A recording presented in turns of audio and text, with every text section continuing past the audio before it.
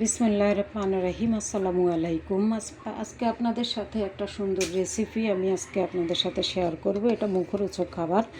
এখানে আমি গোটা 2টা আলু দিয়ে দিয়েছি, আর এখানে চটপটির ডাল। আসলে আজকে একটা ঘটনা ঘটেছে, তো ওই জন্যই কিন্তু এই রেসিপিটা আজকে তৈরি করতেছি। আসলে এখানে আচ্ছা যাই হোক, এখানে কি কি দিয়েছি সব কিছু বলি, পরে অন্য সব কথা বলবো। এখানে আমি দিয়েছি লবণ, তেল, সরিষার তেল দিয়েছি, আপনারা সয়াবিন তেলও দিতে পারেন, পেঁয়াজ, রসুন পেস্ট, আদা পেস্ট, জিরা এবং ধনিয়া পেস্ট, তারপরে সরিষার তেল দিয়েছি তো বলেছি। তো এটা দিয়ে আমি এখন মরিচের গুঁড়া, হলুদের গুঁড়া সব কিছু দিয়ে এখন সিদ্ধ বসিয়ে দেবো, এবং পরিমাণ মতো পানি দিয়েছি।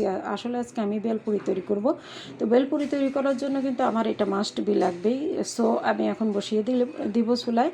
আর এই দিকে যেটা করেছি, একটু তেঁতুলও ভিজিয়ে রেখেছি। এই তেঁতুলটা যদি আমার ছেলে মেয়ে যদি চটপটি খেতে চায়, তাহলে আমি চটপটিও করে দিতে পারবো, যেহেতু আমি ডাল বসিয়ে দিলাম। আর এটা হচ্ছে বেলপুরি তৈরি করার জন্য আমি আটা ময়ান তৈরি করে রেখেছি। তো চলে যাই রান্নায়। এখানে মরিচ টেলে নিচ্ছি। মরিচ টেলে নিয়ে এখন আমি লবণ দিয়েছি, লবণ দিয়ে এটাকে এখন আমি গুঁড়ো করে নেব। এই যে মরিচ আর লবণ গুঁড়া করে ফেলছি। তো বেলপুরি যেহেতু বানাবো, বেলপুরিটা তৈরি করতে হবে, কিন্তু বেলপুরিটার তেলের মধ্যে খুব অল্প আগুনে কিন্তু বেলপুরি তৈরি করতে হবে। এই জন্য তেল বসিয়ে দিলাম, গরম হইলে তারপরে আস্তে আস্তে ভাজতে হবে। লং টাইম নিয়ে কিন্তু বেলপুরিটা ভাজতে হবে। তো বেলপুরির জন্য আমি আটা নিয়েছি। আমি অল্প পরিমাণে নিয়েছি, হয়তো এই যে মুঠের মধ্যেই ধরে। তো আমি কিন্তু বেলপুরিটা এরকম করেই তৈরি করব, যেহেতু এখানে আমি সেল করব না, নিজেরাই খাবো, তাই একটু বেশি বলতে যে আমি রুটি বানিয়ে নেই। বেলপুরির সাইজ গোল হতে হবে এমন কোনো কথা নেই, তারপরও যতটুকু পেরেছি করেছি। আর এখানে কয়েকটা মাত্র বেলপুরি তৈরি করলাম, বাকিগুলো পরে তৈরি করব, আপনাদের সাথে সবই শেয়ার করব। আর অল্প আগুনে যেহেতু বলেছি, তাহলে আমি অল্প আগুনে কিন্তু এই যে একটা করে দিয়ে দিব।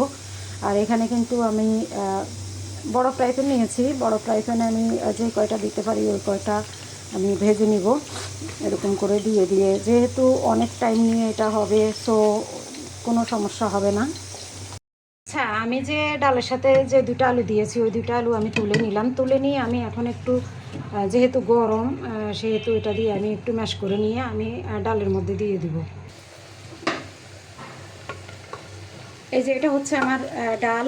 তো আমি এখন আলুটা দিয়ে দিব, আর আলুটার মধ্যে আমি একটুখানি পানি দিলাম।